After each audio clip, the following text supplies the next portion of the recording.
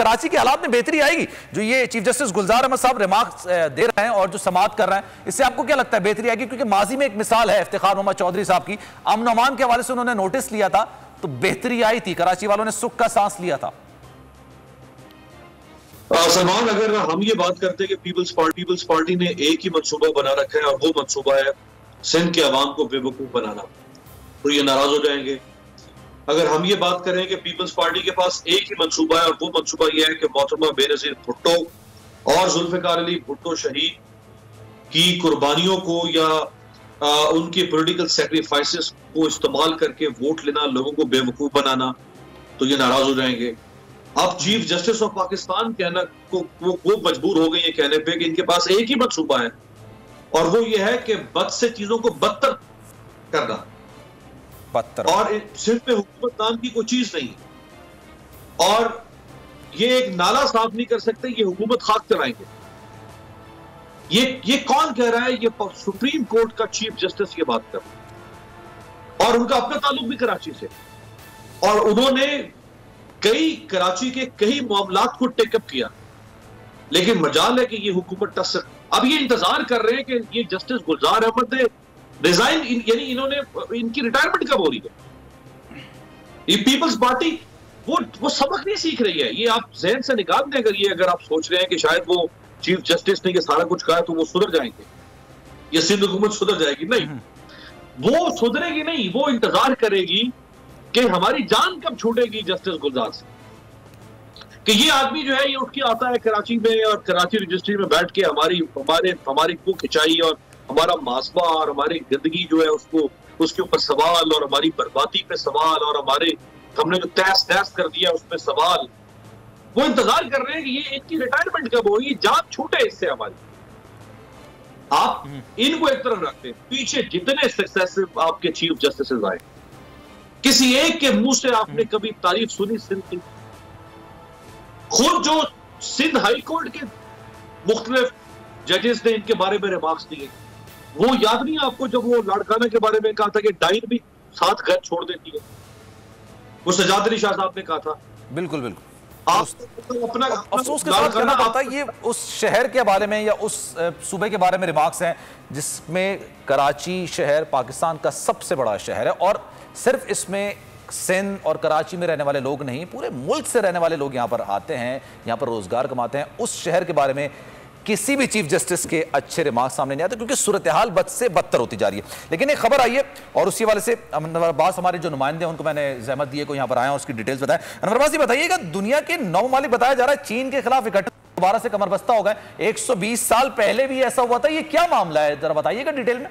जी बिल्कुल, बरतानिया में 11 से 13 जून तक G7 ममालिक जो कि दुनिया के अमीर तरीन ममालिक समझे जाते हैं उनका एक इजलास मुनक्किद हुआ है। बुनियादी तौर पर उसमें कोविड के हवाले से भी बातचीत की गई है, लेकिन इस इजलास में जो एक अहम तरीन एलामिया जो उसके एलामिया में भी बात थी वो चाइना के हवाले से, चाइना के घेराव के हवाले से चाइना का मुकाबला करने के लिए हिकमत अमली तश्कील दी गई है। सबसे इम्पॉर्टेंट बात यह कि इस इजलास के बाद सेशंस ऐसे थे कि जिसमें इंटरनेट को भी बंद किया गया, वाईफाई को भी बंद कर दिया गया ताकि कम्युनिकेशन लीक ना हो।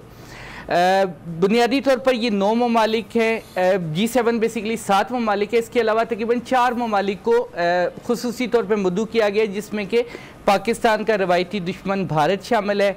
इसके अलावा जनूबी कोरिया को बुलाया गया, जनूबी अफ्रीका को बुलाया गया और ताइवान जो कि चीन के लिए क्राइसिस पॉइंट है उसको भी इस G7 इजलास में मदऊ किया गया।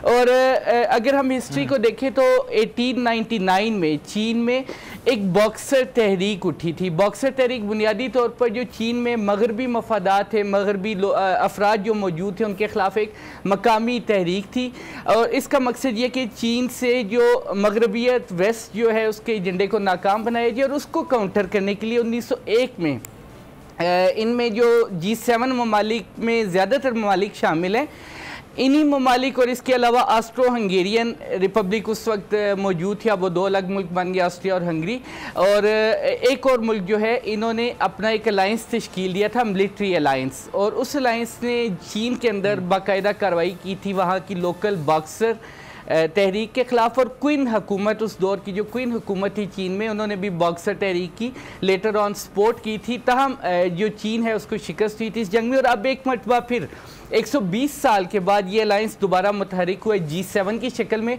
और इस G7 में क्वाड के भी चारों ममालिक शामिल है। क्वाड्रिलेटरल डायलॉग फोरम है जो कि बुनियादी तौर पर चीन के घेराव के लिए बनाया गया है। उसमें अमेरिका, बरतानिया, ऑस्ट्रेलिया और भारत शामिल हैं। और जनूबी एशिया में नेटो बनाने की भी एक कोशिश इनकी है ताकि चीन के ख़िलाफ़ एक अस्करी तर्ज का अलायंस भी तश्कील दिया जा सके। और यही चार ममालिक अब G7 में तकरीबन 9 से 10 ममालिक के साथ की शक्ल में जो है अब चीन के साथ सफ़े आरा होने जा रहे हैं। चीन के साथ इस वक्त रशिया है और इसका इम्पैक्ट बुनियादी तौर पर पाकिस्तान पे बहुत ख़ास पड़ेगा। उसकी वजह ये कि पाकिस्तान और चीन की स्ट्रेटेजिक पार्टनरशिप है। हमारा भी दावा है, चीन का भी दावा है कि हमारी हिमालय से बुलंद और समुंदर से ज़्यादा गहरी दोस्ती है। तो लिहाजा जब चीन का घेराव होगा तो उसके हवाले से पाकिस्तान पे इसके डायरेक्ट इम्पैक्ट होगा। देन जो ये G7 इजलास हुआ है इसमें एक नया कॉन्सेप्ट दिया चीन का जो BRI इनिशिएटिव है, बेल्ट एंड रोड इनिशिएटिव। उसके मुकाबले में अमेरिकन ने एक नया initiative bring back to better world के नाम से इंट्रोड्यूस करवाया है। 3BW उसको कहते हैं। उसके लिए $40 ट्रिलियन फिक्स किए जा रहे हैं और उसका बुनियादी मकसद BRI की तर्ज पे इंफ्रास्ट्रक्चर डेवलपमेंट होगा। तहम ये जो इंफ्रास्ट्रक्चर डेवलपमेंट होगी ये उन ममालिक में होगी जो कि ज़्यादातर चीन के मुखालिफ हैं। तो लिहाजा ये एक अलायंस चीन के खिलाफ। अच्छा, पाकिस्तान इससे किस हद तक मुतासर होगा? अमीर अब्बास ये बताइएगा, ये अब जो सूरत हाल इस वक्त बता रहे हैं अनवर अब्बास, जो डिटेल्स बता रहे हैं, इससे अब लगता है पाकिस्तान मुतासर होगा अगर हम बिगेस्ट पर्सपेक्टिव में अगर ये सारी सूरत हाल देखें तो? जी बिल्कुल अनवर, बिल्कुल जिस तरह उन्होंने सारा कॉन्टेक्स्ट आपको बताया। ये पहले इन्होंने एक पॉलिसी बनाई थी कंटेनमेंट ऑफ चाइना, कि चाइना को कंटेन कैसे करना है। जब वो पॉलिसी एक्सपोज होगी तो फिर ये हिलरी क्लिंटन के जमाने में शायद ये पॉलिसी इन्होंने बनाई पिवट टू एशिया। उसका नाम जरा मजीद खूबसूरत करके बना दिया। मकसद ये था कि चाइना को कंटेन कैसे करना है। फिर ये डेमोक्रेटिक पार्टी के जमाने में, ये ओबामा के जमाने में ये क्वाड ग्रुप बना था, लेकिन ये इतना इफेक्टिव नहीं हो सका था। तो ट्रंप ने दरअसल इसको इफेक्टिव करने की कोशिश की थी काफी अरसे के बाद, और अभी जाके फाइनली जो बाइडेन के जमाने में इसकी शायद एक पहली मीटिंग भी हो चुकी है। और क्वाड में हमारा जो दुश्मन है भारत, वो भी क्वाड में शामिल है। आप अंदाजा कर लें कि वो यानी हमारे साथ है, उधर से उसको वो चाइना के खिलाफ भी खड़ा करना चाहते हैं। तो इसमें अब कोई ढकी छुपी बात नहीं है कि चाइना की ग्रोथ को रोकना चाहते हैं। अच्छा, चाइना एक ऐसा मुल्क है कि जिसके कोई अज़ाइम नहीं है। ये चाइना के बारे में जो कहा जाता है कि ये ब्लॉक पॉलिटिक्स है, ये एक बहुत ले मैन नॉलेज की बात है। चाइना कोई ब्लॉक पॉलिटिक्स नहीं करता। जैसे सोवियत यूनियन एक ब्लॉक था, जैसे इकोनॉमी के पर्सपेक्टिव में कैपिटलिस्ट का एक ब्लॉक है, जैसे अमेरिका ने अपना ब्लॉक बना रखा है नेटो की सूरत में और अपने वेस्टर्न यूरोपियन अलायंस की सूरत में। चाइना का कोई ब्लॉक नहीं है, वो ब्लॉक पॉलिटिक्स नहीं करता। और ना चाइना किसी के खिलाफ ऑफेंसिव हुआ है, भाई उसके अपने रीजनल कुछ डिस्प्यूट जरूर है। चलें, मुझे क्लोजिंग पॉइंट्स लेने। साबिर बताइएगा, आप क्या समझते हैं पाकिस्तान काफी हद तक मुतासर हो सकता है सारी सूरत हाल से चाइना को रोकने के लिए? और चाइना सी बात है हमारा बेहतरीन दोस्त है, तो चाइना अगर मुतासर होगा तो पाकिस्तान भी मुतासर बगैर नहीं रह सकेगा।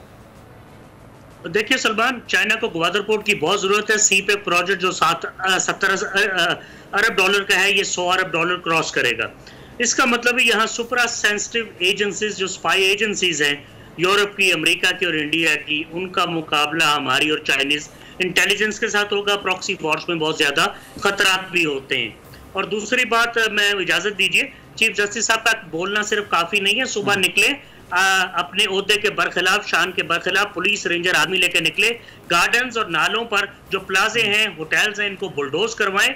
London, New York, Beijing, Tokyo, Karachi से बड़े शहर हैं, मॉस्को एरिया में बहुत बड़ा शहर है, कहीं भी पार्क्स में, गार्डन्स में और नालों के ऊपर तजावजात नहीं है। तो चीफ जस्टिस साहब का सिर्फ ये रिमार्क्स देना काफी नहीं है, ये ढीठ लोग हैं। टाइम कंप्लीट हो चुका है, आप तीनों का बहुत शुक्रिया।